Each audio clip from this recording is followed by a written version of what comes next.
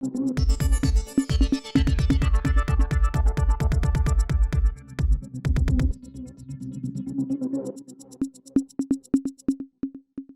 இது news focus Tamil. இன்றைக்கு நம்முடன் அரசியல் பேசுவதற்காக ஊடகவியலாளர் ஜெயபிரகாஷ் கருணாகரன் இணைந்திருக்கிறார். வணக்கம் ஜெபி. இப்போ ஃபர்ஸ்ட் ஆஃப் ஆல் உங்கள்கிட்ட பேச நினைக்கிற விஷயம் வந்து இப்போ சீமானுடைய விஷயங்கள், அதாவது சீமான் பெரியார் அந்த கான்ட்ரவர்சியை பற்றி நம்ம ஏற்கனவே வந்து ஒரு டிஸ்கஷன் பண்ணியிருந்தோம். இப்போ என்னன்னா, இப்போ சீமான் சம்பந்தமாக என்ன ஒரு டிபேட்டபிள் சப்ஜெக்டாக மாறுது அப்படின்னா, ஈழத்துக்கும் அவருக்குமான தொடர்பு என்ன, குறிப்பாக அந்த விடுதலை புலிகள் அந்த போர் பிரபாகரன் அந்த டீமுக்கும் இவருக்குமான உறவு என்ன, ஏன்னா இவர் நீண்ட கால உறவு இருக்குது அப்படிங்கிற மாதிரி வந்து அதை தான் வந்து தன்னோட அரசியல் அடிப்படையாக வச்சு அவர் இங்கே அரசியல் செஞ்சுட்டு இருப்பான்னு பார்த்துருப்போம். இப்போ அதை வந்து எல்லாரும் கேள்விக்கு உட்படுத்துகிறாங்க. கடந்த காலத்தில் அவர் கூட பயணித்தவங்க, அது சார்ந்து எல்லாம் ஒன்றா பயணித்தவங்க, அதாவது ஈழம் சம்பந்தமாக சீமான் கூட ஒன்றா பயணித்தவங்க எல்லாருமே வந்து இப்போ வந்து சீமான் சொல்லக்கூடிய ஸ்டேட்மெண்ட்டுக்கு மாற்றான ஸ்டேட்மெண்ட்ஸ் வந்து புதுவெளியில் முன் வச்சுட்ருக்காங்க. குறிப்பாக வந்து ஒளிப்பதிவாளர் சந்தோஷாக இருக்கட்டும், பிறகு வந்து சங்ககிரி ராஜ்குமார் இயக்குனராக இருக்கட்டும், இந்த மாதிரி பலரும் வந்து கருத்துக்களை முன் வச்சுட்ருக்காங்க. அது வந்து அடுத்த கட்ட விஷயத்துக்கு நகருது. அந்த டிபேட் வந்து அடுத்த கட்ட சப்ஜெக்ட் நகருது. உண்மையிலே வந்து அவருக்கும் சீமானுக்கும் அங்கே எதுவுமே நடக்கல அப்படிங்கிற மாதிரியும், ஜஸ்ட் அவர் இந்த வேலை தான் செஞ்சார் அப்படிங்கிற மாதிரியும் வந்து சில விஷயங்கள் முன் வைக்கிறாங்க. ஓவரால் அந்த சப்ஜெக்ட் நீங்கள் எப்படி பார்க்குறீங்க? அது கட்டாயம் இந்த நேரத்தில் பேசக்கூடிய டாப்பிக்காக இருக்கிறதுக்கு காரணம் என்னென்னா, சீமான் எடுத்த முன்னெடுப்பு தான் இது. வந்து சீமான் வந்து பெரியாரை வந்து கொச்சைப்படுத்துகிற இடத்துக்கு போகலன்னா இந்த பிம்பம் வந்து சீமானுக்கு உடஞ்சிருக்கே இருக்காது. நீ வந்து ஒரு தலைவரை அவருடைய பிம்பத்தை பெரிதாக போற்றக்கூடிய ஒரு தலைவருடைய பிம்பத்தை உடைக்கும் பொழுது நீ யார் அப்படின்றத உன் கூட இருந்து நான் பார்த்துருக்கேன்ல, நீ யாருன்னு எனக்கு தெரியல அப்படின்ற மாதிரி அவருடைய நண்பர்களே இன்றைக்கி வெளியில் சொல்ல வேண்டிய இடத்துக்கு வந்துட்டாங்க. குறிப்பாக திரைப்பட இயக்குனர் ராஜ்குமார் வந்து எதன் அடிப்படையில் அதை எடுக்கிறாருன்னா, அவரும் ஒரு பெரியாரிஸ்டாக இருந்ததால் அவர் என்ன சொல்கிறாருன்னா, யாரை வச்சு நீங்கள் அதிகமாக பிழைப்பு நடத்துனீங்களோ அதை அவர் உடச்சி கட்டுறார். என்ன சொல்கிறார், இவர் அவரை சந்திக்கவே இல்லை, அதற்கு எதன் அடிப்படையில் அதை நான் சொல்கிறேன்னா, அந்த புகைப்படத்தை எடிட் பண்ணி தந்ததே நான் தான் அப்படின்னு அவர் ஒரு ஃபேஸ்புக்கில் எழுதுகிறார். அது எழுதின பிறகு அந்த ஃபோட்டோவுக்கான கிளியரன்ஸ் சொல்கிறார். என்னென்னா, எப்படி அது ஃபேக் அப்படின்னா, அதுக்கு ஷேடோலாம் நான் வைக்கலை, இந்த இடத்துல ஷேடோ வைக்காமல் விட்டுட்டேன் பாருங்கள் அப்படின்லாம் அதை வந்து ஒரு டெஃபினட் பண்ணுறாரு. எப்படின்னா, நான் இதெல்லாம் பண்ணேன், செங்குட்டுன்ற ஒருத்தர் வந்து கேட்டார், நான் அண்ணனுக்கு வந்து கிஃப்டாக கொடுக்க போகிறோம் அப்படின்னு சொல்லி தான் அதை கேட்டு வாங்கினேன். கடைசியில் அதை வச்சு ஒரு ஸ்டோரியாக உருவாகும் போது என்னென்னா, இவர் இப்படி சொல்லிட்டு இருக்காருன்னு கேட்கும்போது, நம்மளால் ஒரு தலைவர் உருவாகட்டும் அப்படின்னு அண்ணனும் சந்தோஷப்படுறாரா அந்த ஃபோட்டோ வச்சு அப்படின்னும் போது, சரி அப்படியே இருக்கட்டும்னு விட்டுட்டார். ஆனால் அந்த ஃபோட்டோ வச்சு அவர் ஒரு வியாபாரமும் திரள் நிதி திரட்டும் போது, அல்லது வெளிநாடுகளில் இருக்கிற ஈழத்தமிழர்கள்கிட்ட நான் தான் ஈழத்துக்காக அடுத்த கட்ட போராட்டத்தை முன்னெடுக்கிறேன் அப்படின்னு திரள் நிதி திரட்டும் போது இது எல்லாமே நடந்துட்டு இருந்தது. ஆனால் அப்பொழுது கூட அவங்க எந்த இடத்துலையுமே கோவப்படாமல், ஒரு இடத்துல நீங்கள் ஒரு தலைவரை கொச்சைப்படுத்தும் பொழுது நீ யார் அப்படின்றத நான் உனக்கு முறியடிக்க வேண்டியது இருக்குது அப்படின்ற இடத்துல ஒரு பெரியாரின் தொண்டராக அதை வேலை செய்கிறாரு. ஆனால் இது அடுத்த கட்டம் எங்கே போகுதுன்னா, அவர் அந்த ஃபோட்டோ வெளியிட்ட பிறகு இடும்பவன் கார்த்தி என்ன பண்ணுறாரு, தன்னுடைய ட்விட்டர் பக்கத்தில் அவர் என்ன பண்ணுறாருன்னா, ஆயுதம் கையில் வச்சுருக்கிற மாதிரி சில ஃபோட்டோக்களை வெளியிட்டு, பார்த்தீங்களா அவர் சொல்கிறது பொய்னா அப்போ இதெல்லாம் என்ன, அண்ணா அங்கே போயிட்டு தலைவர் பிரபாகரன் கூடவே நான் பயிர்ஸ்லாம் எடுத்தார் அப்படின்ற மாதிரி ஒரு ஃபோட்டோ. அப்போ இந்த ஃபோட்டோவை எடுத்த ஆட்கள் பேசணும்ல, இந்த ஃபோட்டோவை எடுத்தா அல்லது இந்த ஃபோட்டோ எடுக்கும்போது பக்கத்தில் இருந்தவங்க யாராவது ஒருத்தர் அது உண்மையா பொய்யான்னு சொல்ல வேண்டியது ஒரு கட்டாயத்துக்கு வருது. ஏன்னா இந்த ஃபோட்டோவை நம்பி திரும்பவும் ஈழத்தமிழர்கள் அல்லது இங்கே இருக்கிற ஈழ ஆதரவாளர்கள் திரும்பவும் சீமானை நம்பிடக்கூடாது அப்படின்னும் போது, சந்தோஷ் என்றவர் அவர் ஒரு ஒளிப்பதிவாளர், குறிப்பாக சீமான் எதற்காக போனாரோ ஈழத்துக்கு அந்த படத்தை ஒளிப்பதிவு செய்திருந்த சந்தோஷ் அவர் எல்லாளன் அப்படின்ற ஒரு படம் எடுக்கிறாங்க. அது ஒரு டாக்குமெண்ட்ரி ஃபிலிம், ஈழ போராளிகளை பற்றியும் ஏற்கனவே நடந்த அவங்க பண்ண சில ஆப்ரேஷன்ஸை பற்றியும் ஒரு டாக்குமெண்ட் ஃபிலிம் பண்ணலாம் அப்படின்னு ஒரு முடிவு எடுக்கும் போது அந்த படத்துக்கான ஒளிப்பதிவாளர் தான் திரு சந்தோஷ் அவர்கள். அந்த படத்தை துவக்கி வைக்கிறதுக்கு தான் இவர் கூப்பிட்டதா சில செய்திகள் சொல்கிறாங்க. அதாவது இந்த படத்தை நம்ம ஸ்டார்ட் பண்ணும்போது ஒரு திரைப்பட இயக்குனர், உண்மையிலே சொல்லணும்னா ஒரு தோல்வி பட இயக்குனராக இருந்தாலும் பரவாயில்ல, ஒரு பேசிக் நாலேஜ் தெரிஞ்ச இயக்குனராக இருக்கணும். ஏன்னா காரணம் என்ன, அந்த நேரத்தில் சீமான் என்பவர் ரொம்ப பெரிய பீக்கில் இருக்கிற ஒரு டைரக்டர்லாம் இல்லை. ஆனால் ஒரு 4-5 படம் இயக்கியிருக்காரு. அதன் அடிப்படையில் சினிமானா என்னன்ற ஒரு நாலேஜ் அவருக்கு இருக்கும். அதன் அடிப்படையில் அவர்கிட்ட ஒரு ஆலோசனை கேட்டுக்கலாம் அப்படின்ற அடிப்படையில் அவரை கூப்பிட்றாங்க. ஆனால் அவரு அந்த படத்தை இயக்கலை. ஆனால் இங்கே வந்து அவர் என்ன சொன்னார்னா, அந்த படத்தை இயக்கிறதுக்கு நான் போனேன்னா அவர் பல மேடைகளில் பேசியிருக்காரு, அவங்க நான் தமிழர் தோழர்களும் பேசியிருக்காங்க. ஆனால் நேற்று சந்தோஷ் அவர்கள் கொடுத்த அந்த நேர்காணலில் தெளிவாக சொல்கிறாரு, அந்த படத்துக்கும் அவருக்கும் சம்மந்தம் இல்லை, நான் ஒரு நாள் அனுமதி கொடுத்தேன், நீங்கள் வேணால் ஒரு படத்தை வந்து ஒரு நாள் ஒரு காட்சியை வந்து நீங்கள் இது பண்ணுங்கள், இயக்கம் பண்ணுங்க அப்படின்ற மாதிரி அனுமதி கொடுத்தேன் அப்படின்லாம் அவர் தெளிவுபடுத்துறாரு. அப்போ அவர் என்ன சொல்கிறாருன்னா, அவர் காட்டுறாருல அந்த கன்னோட இருக்கிற ஃபோட்டோ, இது எல்லாமே ஃபேக்கு. அதாவது ஃபேக்குன்னா அது ஒரிஜினலு, இவர் சொல்ற கதை அதுக்குள்ள இல்லை அப்படின்னு அவர் சொல்றாரு. என்ன கதை அப்படின்னா, இவர் என்ன சொல்றாரு, நான் அண்ணனோட ஆயுதம் பயிற்சி எடுத்தேன் அப்படின்னு சொல்றாரு. ஆனா சந்தோஷ் என்ன சொல்றாருன்னா, இது ஆயுத பயிற்சி எடுத்த போல, நாங்க அந்த படம் தொடர்பா எடுக்கும் பொழுது அங்க இருந்த ஒரு ஷூட்டிங் கன், அது ஷூட்டிங் ஸ்பாட்ல வச்சிருக்கிற ஒரு டம்மி, அது அந்த அவங்க ஒரிஜினல் கூட வச்சிருந்துருக்கலாம். ஆனால் அதை வந்து சுடுறதுக்காக அவங்க வச்சிருக்க மாட்டாங்க, லோட் பண்ணி வச்சிருக்க போகிறதில்ல. ஷூட்டிங் ஸ்பாட்ஸுக்காக வச்சிருந்த ஒரு கன்னை எடுத்து கையில் வச்சுக்கிட்டு ஒரு சும்மா ஒரு ஃபோட்டோ எடுக்கும்போது அந்த ஃபோட்டோ ஒரு 6 ஃபோட்டோ எடுக்கப்பட்டது. அதில் 2 என்கிட்ட இருக்குது, 4 இவர்கிட்ட இருக்குது, அமர்தாஸ்ன்றவர்கிட்ட இருக்குது அப்படின்னு அவர் வந்து சொல்கிறார். அமர்தாஸ்ன்றவர் யாருன்னா, அந்த எல்லாளன் படத்தில் புகைப்பட கலைஞராக இருக்கிறார். எப்பயுமே ஷூட்டிங் ஸ்பாட்டில் வெறும் வீடியோ கேமரா மட்டும் இருக்காது. அந்த ஷூட்டிங் எப்படி நடக்குதுன்ட்டு ஸ்பாட்லேயே சில ஸ்டில்ஸ்லாம் எடுப்பாங்க.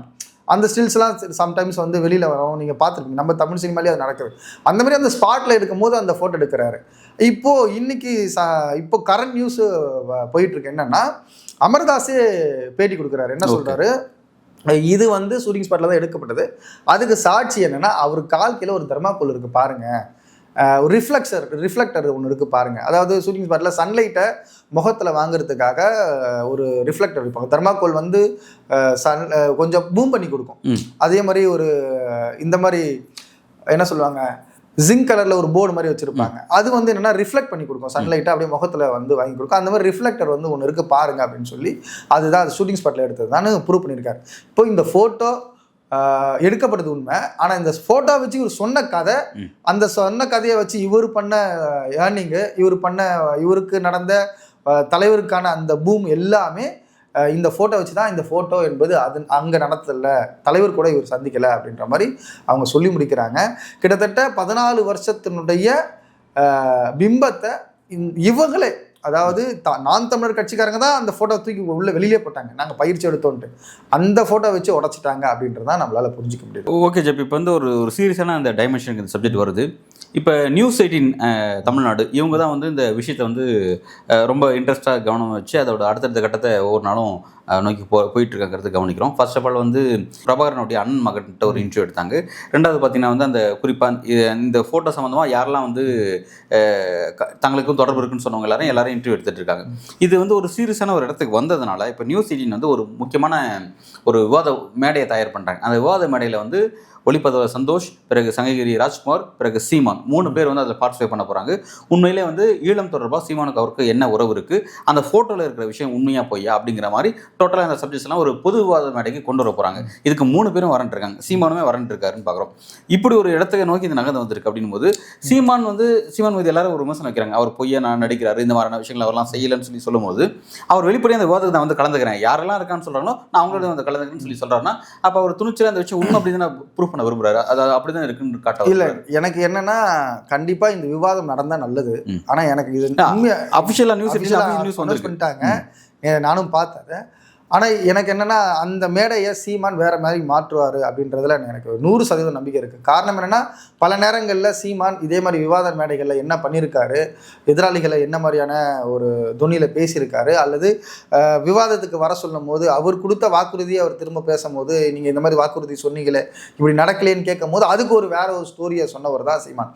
உங்களுக்கு நல்லாவே தெரியும், தேர்தலில் 2016 தேர்தலில் பேராசிரியர் அருணன் அவர்களை ஒரு வார்த்தையை சொல்லி பேசினார். அப்போ விவாதம் ஆகுது, எங்களை விட நீங்கள் ஒரு 1% ஓட்டு வாங்கிட்டா கூட நான் உங்ககிட்ட கட்சி கலைச்சிட்டு போகிறேன்லாம் சொன்னார். இதே மாதிரி அவர் நிறைய வாக்குறுதிகளை கொடுக்குறவர் தான், ஒரு சவால்களை விடுறவர் தான். எனக்கு தெரிஞ்சு இந்த சவால் முழுமையாக நியூஸ் தமிழ்நாடு 18 சார்பிலேயே நடந்தால் அந்த விவாதம் நல்லா இருக்கும். ஆனால் அங்கே வந்து அது நடக்காதுன்றதுல நான் 100% நம்புகிறேன். சரி, இந்த விவாதத்தை அடுத்த கட்டத்துக்கும் கொஞ்சம் நகர்த்த வேண்டியது இருக்குது. இவர் மட்டும் அதை சொல்லலை, இவங்க 2 பேர் மட்டுமே அதை சொல்லலை.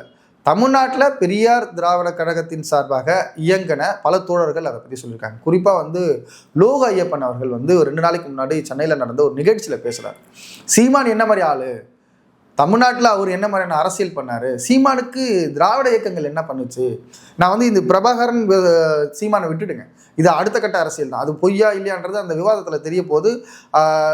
நான் 100% ஒரு ஊடகவியலாளராக அல்லது இங்கே பார்க்குற நியூஸ் அனலைஸ் பண்ணி பார்த்ததுல இது 100% ஃபோட்டோ எடுக்கப்பட்டதா இல்லையான்றதை விட இந்த ஃபோட்டோனால இங்கே நடந்த மாற்றத்தை தான் நான் பார்க்குறேன். ஃபோட்டோனால ஒரு தமிழ்நாட்டில் ஒரு புதிய தலைவர் உருவாக்கிட்டார். அந்த புதிய தலைவர் வந்து எப்படின்னா, இங்கே இருக்கிற இந்த ஈழத்துக்காக நடத்தின எல்லா போராட்டத்தையும் கொச்சைப்படுத்திட்டார். அல்லது ஈழத்துக்காக பண்ண தியாகங்களை கொச்சைப்படுத்திட்டாரு. அந்த முகத்திரை கிழிக்கணும் அப்படின்றதுல நான் உறுதியாக இருக்கேன். அந்த முகத்திரை கிழியும் அப்படின்றதுல நம்பிக்கையாக இருக்கேன்.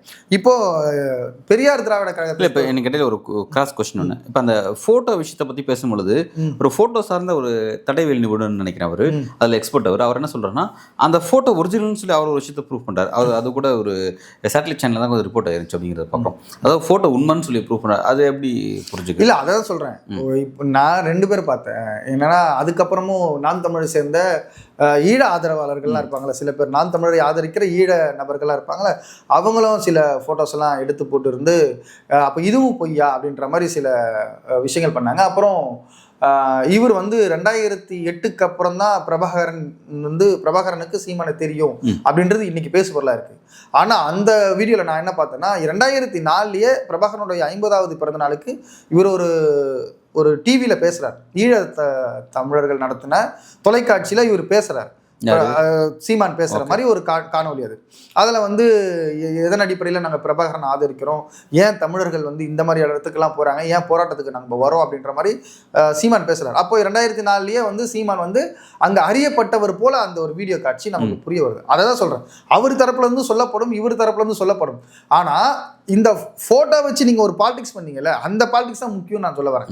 இந்த ஃபோட்டோ அண்ணன் குளத்தூர் மணி என்ன சொல்கிறாருன்னா, சந்தித்திருக்கலாம், எனக்கு தெரிந்து நான் அறிந்த வரைக்கும் அது ஒரு 7 to 8 நிமிடத்துக்குள்ள இருக்கும்னே நான் சொல்றாரு. அவர் சந்திக்கலன்னு எந்த இடத்துலையும் சொல்ல. குளத்தூர் மணி அண்ணனும் சரி, கோவை ராமகிருஷ்ணன் அண்ணனும் சரி, அல்லது இவர் கரு அண்ணாமலையும் சரி, இதெல்லாம் பெரிய. அப்புறம் லோக ஐயப்பனா இருக்கட்டும், அவங்களும் சரி சந்தித்திருக்கலாம் தான்றாங்க. யாருமே சந்திக்கலன்ற இடத்துக்கு போகலை.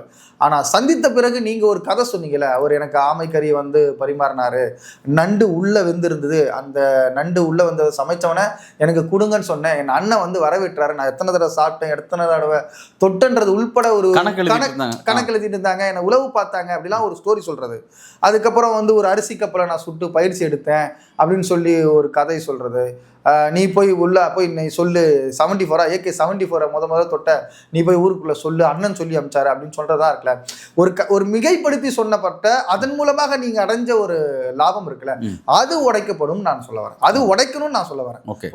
உடைக்கணும். ஏன்னா இன்ன வரைக்கும் திராவிட இயக்க தோழர்கள் பண்ண தியாகத்துக்கும் இவர் பண்ண தியாகத்துக்கும் கிட்டத்தட்ட வச்சு பார்த்தா ஒண்ணுமே இருக்காது. இவர் தியாகம் பண்ணாரான்றது ஒரு கேள்வி. அவங்க பண்ண தியாகத்தையும் நீ கொச்சைப்படுத்தும் போது அந்த இடத்துல அது உடையுது.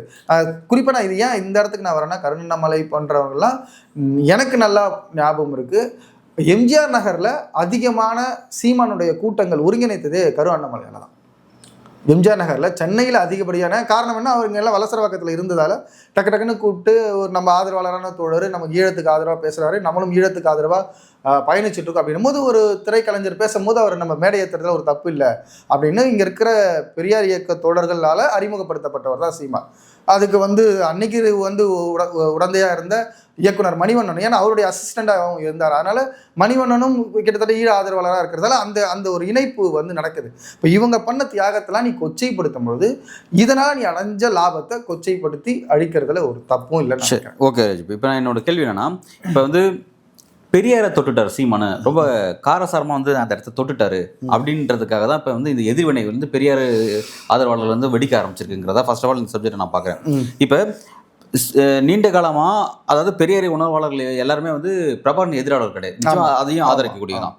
அப்படி இருக்கும்போது நீண்ட காலமாக ஒரு நபர், சீமான்ற ஒரு நபர் பிரபாகரனுடைய பேரை தவறாக பயன்படுத்தி அரசியல் ஆதாயம் தேடிட்டு இருக்காரு, அவர் பேரை பயன்படுத்தி பொருளாதார ஆதாயத்தை தேடிட்டு இருக்காரு, பல தமிழர்களை ஏமாத்திட்டு இருக்காரு, புலம்பெயர்ந்த தமிழர்கள்லாம் ஏமாத்துறாரு, வெளிநாட்டிலேருந்து திரள் நிதியெல்லாம் ஈட்டுறாரு, இவ்வளோ ஒரு மோசமான ஒரு போக்கு வந்து செஞ்சுட்டு இருக்காரு, இதை தேர்தல் அரசியலுக்கும் பயன்படுத்துறாரு அப்படிங்கிற இவ்வளோ ஒரு சீரியஸான விஷயம் செஞ்சுட்டு இருக்காரு. இதெல்லாம் வந்து இங்கே இருக்க பெரியார் உணர்வாளர் எல்லாரும் வேடிக்கை பார்க்குறாங்க. நீங்கள் சொல்ல மாதிரி குளத்தூர் மணியாக இருக்கட்டும், கோவை ராமகிருஷ்ணா இருக்கட்டும், உள்ளிட்டு அவங்க எல்லாருமே வந்து அமைதியாக வேடிக்கை பார்க்குறாங்க.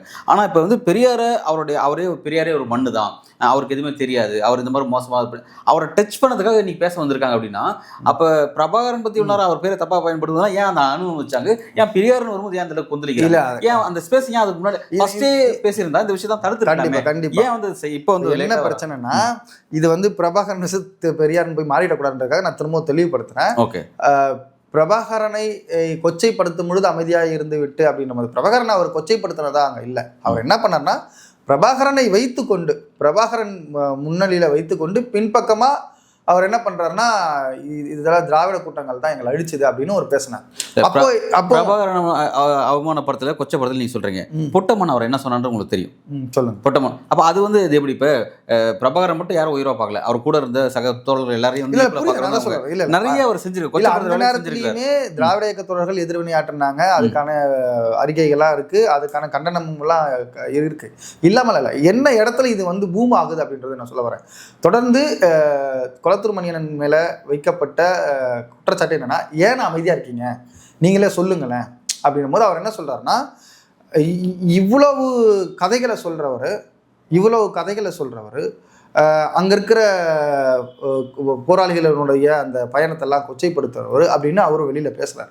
நீங்கள் இதுக்கு முன்னாடி இதுக்கு முன்னாடியே நீங்கள் நிறைய நேர்காணல் அல்லது அவர் வந்து பெரியார் முழக்கங்களை எழுதுனதெல்லாம் நீங்கள் எடுத்து பார்த்தீங்கன்னாவே தெரியும். இவர் பிரபாகரன்லேருந்து இவர் விலகி இவருடைய பூமை உருவாக்குறாரு, இவருக்கான ஒரு கூட்டத்தை உருவாக்குறாரு, சீமானிசம் அப்படின்னு ஒரு கிரியேஷன் வருது அப்படின்றது எல்லாருக்குமே அவங்களுக்கு தெரிஞ்சுது. அவங்க கண்டிச்சுட்டு தான் இருந்தாங்க. நீங்கள் சொல்கிற மாதிரி இன்னைக்கு எதிர்க்கிற அளவுக்கு அதை ஏன் எதுக்கலை அப்படின்னு ஒரு கேள்வி இருக்குல்ல. அன்னைக்கு என்னன்னா அந்த அரசியல், அதாவது ஈழம்ன்ற அரசியலை அவங்க எப்படி பார்க்குறாங்க, அதாவது நான் அவங்க பார்வையில் பார்க்கல, நான் என்னோட பார்வையில் சொல்கிறேன். அவங்க எப்படி பார்க்குறாங்கன்னா, இன்னைக்கு இருக்கிற கல அரசியலுக்கு அது என்னவா இருக்குது, இப்போ இந்த நேரத்தில் ஈழ அரசியலை பேசுறது தமிழ்நாட்டினுடைய அரசியல் என்னவா இருக்குது அப்படின்ற மாதிரி அவங்க கொஞ்சம் ஆஃப் மோடில் தான் போகிறாங்க. ஈழத்தை பற்றி பேசாமல் இல்லை, ஈழ போராட்டத்தை பண்ணி அல்லது ஈழத்துக்காக ஆதரவாக பேசாமல் இல்லை.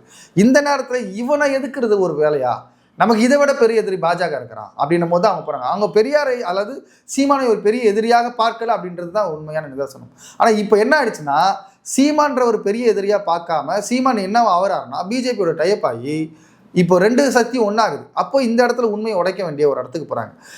நீங்கள் கொளத்தூர் மணியன் பல நாட்களாக நீங்கள் பார்த்துருந்தீங்கன்னா, எப்போ பேசினாலும் சரி அவர் சொல்கிற எல்லா கதையும் பொய் தான் அப்படின்றத சொல்லித்தான் இருந்தார். இங்கேயும் எந்த மேடையிலுமே பேசிட்டு தான் இருந்தார். இப்போ ஈழம் குறித்து பேசும்பொழுது பிரபாகரன் திராவிடர்களை எப்படி பார்த்தாரு, பெரியாரை எப்படி பார்த்தாரு அப்படின்றதையே ஒவ்வொரு மேடையிலையும் பதிவு பண்ணிட்டு தான் இருந்தார் திரு கொளத்தூர் மணியன் அவர்கள். அதே மாதிரி பெரியார் இயக்க தோழர்களும் அதை பண்ணிட்டு தான் இருந்தாங்க. இந்த இடத்துல நீங்கள் சொன்ன மாதிரி எந்த இடத்துல அது பூம் ஆகுது அப்படின்னா, அது பெரியாரை தொட்ட இடத்துல தான்.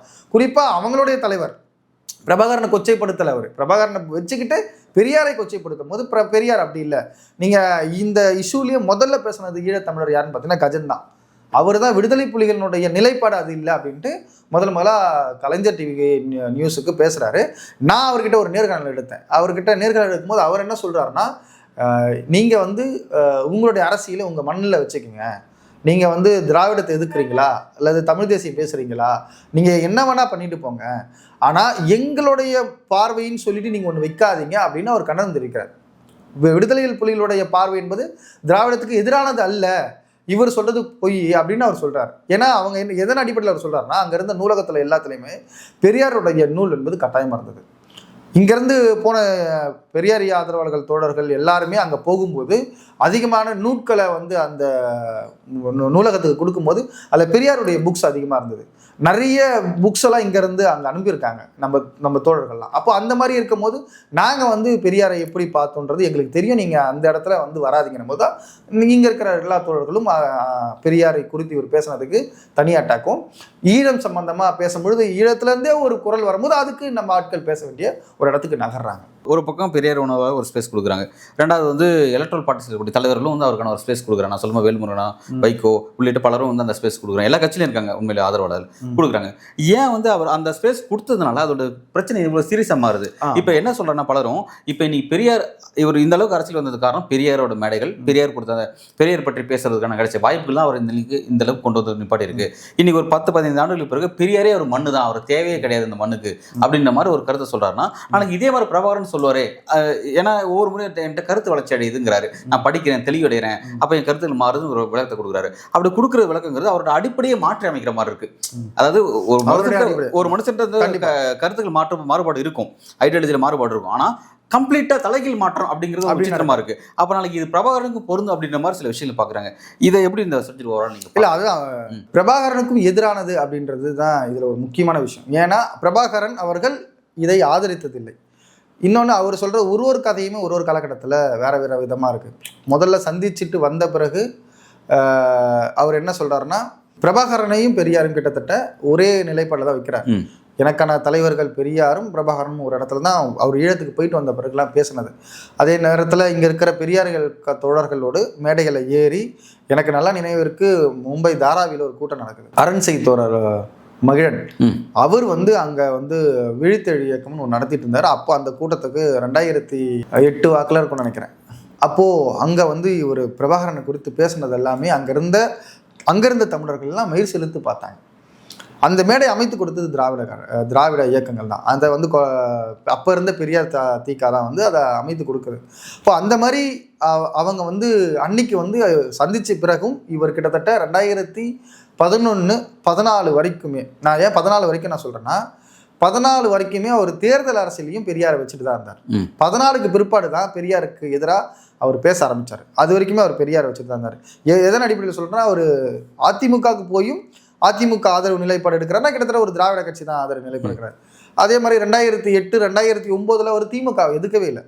2009 அந்த பீக்கில் நடக்கும்போது ஒரு நாடாளுமன்ற தேர்தல் நடக்குது, அப்போ கூட அவர் எதுக்கலை. அவருக்கு மேலே வழக்கு நடக்குது. வழக்கு நடந்தாலும் அவர் பெருசாக இங்கே இருக்கிற திராவிட இயக்கங்களுடைய ஆதரவோடு தான் அவர் செயல்பட்டு இருந்தார். அவருக்கு எல்லா உதவிகளும் செய்தது யாருன்றது இன்னைக்கு அன்னைக்கு பெரியார் திகா, இன்னைக்கு திராவிட விடுதலை கழகத்தினுடைய பாண்டிச்சேரி தோழர் வந்து லோக ஐயப்பன் வந்து வெளியில் சொல்கிறார், உணவுலேருந்து எல்லாமே நாம செஞ்சு கொடுத்தது, அவனை பயில் எடுத்தது நாம அப்படின்னு அவர் எல்லாமே சொல்கிறார். அப்போது நீங்கள் வந்து சந்தித்து வந்த உடனேமே உங்களுக்கு திராவிடம்னா திருட்டு அப்படின்னு தனம் தெரிஞ்சிருந்தா நீங்கள் அன்றைக்குமே உறவை வந்து கட் பண்ணியிருக்கலாம். அவர் அன்றைக்கி கட் பண்ணலை. காரணம் என்னென்னா, அவரை நம்பினாங்க.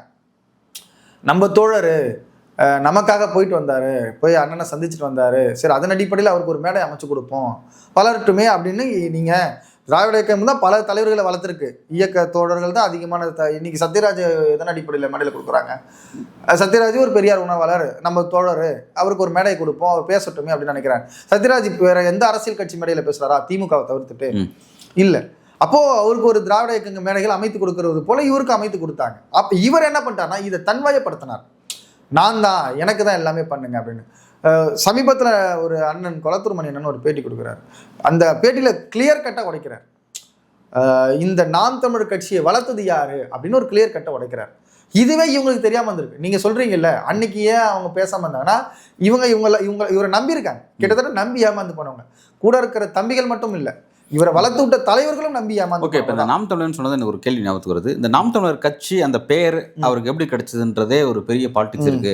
அது வந்து குருமூர்த்தியும் துக்ளக் ஆடிட்டர் சோவும் குருமூர்த்தியும் தான் வந்து இவங்க தான் வந்து அதை வந்து கொண்டு வந்து அவருக்கு கொடுத்தாங்க. அந்த அவங்க காலில் விழுந்து அவரெல்லாம் பெற்றார் அப்படிங்கிற மாதிரி விஷயம் சொல்லப்பட்டுச்சு. அதுக்கு ரொம்ப காட்டமாக வந்து சீமான் வந்து ஒரு தன்னோட கருத்தை முன் வைக்கிறாரு. இது எப்படி வந்துச்சுங்கிறத நான் சொல்லட்டுமா? என் தந்தை, என் தாத்தா சீபா ஆதித்தனார் எனக்கு கொடுத்தது அப்படிங்கிற மாதிரி தன்னை அந்த விஷயத்தை சொல்றாரு. இதெல்லாம் தவறான விஷயத்த பேசுறாங்க, வாங்க என்கிட்ட சண்டைக்கு வாங்க அப்படின்ற மாதிரி ரொம்ப கோபமா வந்து பேசுறாரு. உண்மையிலே அந்த நாம் தமிழர் அந்த விஷயம் அதுல வந்து உண்மையிலே துக்ளக்கோட ஃபேமிலிக்கு என்ன ரோல் இருக்கு அதுல? இல்ல, துக்ளக் ஃபேமிலியை விட சீபா ஆதித்தனாருடைய ஃபேமிலிக்கு தான் முக்கியம். ஓகே, சிவந்தி ஆதித்தனாரோடைய அண்ணன் மகனும் யாரோ ஒருத்தர் தான் அதை ஃபேஸ்புக்கில் எழுதுறாரு. அவர் எழுதும் போது அந்த ஃபேஸ்புக்கை தான் திரு கொளத்தூர் மணி அண்ணன் வந்து படிக்கிறார். என்ன எழுதியிருக்குன்னா, இந்த மாதிரி நீ என்ன சாதி பாசத்தில் கொடுத்துட்டியா, அது எப்படி ஆதித்தனாரோடைய இதை வந்து நீங்கள் கொடுத்துட்டீங்க அப்படின்னும் போது, இல்லை என்னை வந்து சோவும் ஆடிட்டர் குருமூர்த்தியும் வந்து என்னை சந்திச்சு இந்த மாதிரி நம்ம தம்பி ஒருத்தர் வந்து இப்போ ஒரு கட்சி துவங்குறாரு, நம்ம இந்த பேரை கொடுக்கலாம், நாங்களும் அவருக்கு சப்போர்ட் பண்ணிட்டு தான் இருக்கோம், இந்த நேரத்தில் வந்து ஒரு மாற்று கட்சி வந்து வளரணும், நல்லது அப்படின்ற மாதிரி நாங்கள் அவருக்கு சப்போர்ட் பண்ணுறோம், நீங்களும் வந்து அந்த பேரை கொடுத்து உதவுங்க அப்படின்னு சொல்லி இதை கேட்டதால நான் வந்து கொடுத்தேன் அப்படின்ற மாதிரி அவர் சொல்கிறார். இப்போது சிவந்தி ஆதித்தனார் கிட்ட தான் அவங்க போய் அணுகியிருக்காங்க. அப்போ அணுகும் போது அவர் வந்து நாங்கள் இது மாதிரி வந்து ஒருத்தர் வளர்றாரு, அவருக்கு நாங்கள் ஹெல்ப் பண்ணுறோம் அப்படின்ற மாதிரிலாம் பேசியிருக்காங்க, நம்மளும் அதுக்கு ஹெல்ப் பண்ணுறோம், நீங்களும் கொஞ்சம் பேரை கொடுத்து உதவினா நல்லா இருக்கும்னு சொல்லிட்டு சிவந்தி ஆதித்தனார்கிட்ட பேசினதாக அதன் அடிப்படையில் தான் அவர் கொடுக்குறாரு. இன்னொரு என்னென்னா, இவங்க அண்ணன் பையனே என்ன கேள்விக்கிறாருன்னா, என்ன ஒரே ஜாதின்றதால கொடுத்துட்டியான்ற மாதிரி ஒரு மூர்க்கத்தனமான ஒரு கேள்வி இருக்காரு. அதன் அடிப்படையில் கொடுக்கல அப்படின்றதுக்காக அந்த விளக்கத்தை சொல்கிறாரு.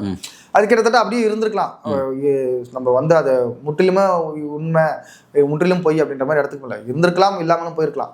அப்போது பேர் வாங்கினது இவங்களால தான் அப்படின்றது ஒரு இடத்துல இது வந்து கொளத்தூர் மணி அண்ணனாவோ அவங்க சொல்லலை, அல்லது ஒரு கோவை ராமகிருஷ்ணன் அவங்க சொல்லலை, அல்லது இவங்க கரு அண்ணாமலையோ இல்லது மற்ற பெரிய உணர்வுகளை யாருமே சொல்லல, ஆதித்யனா ஃபேமிலி சொல்லுது. அந்த ஃபேமிலியோட ஸ்டேட்மெண்ட் தான் அது.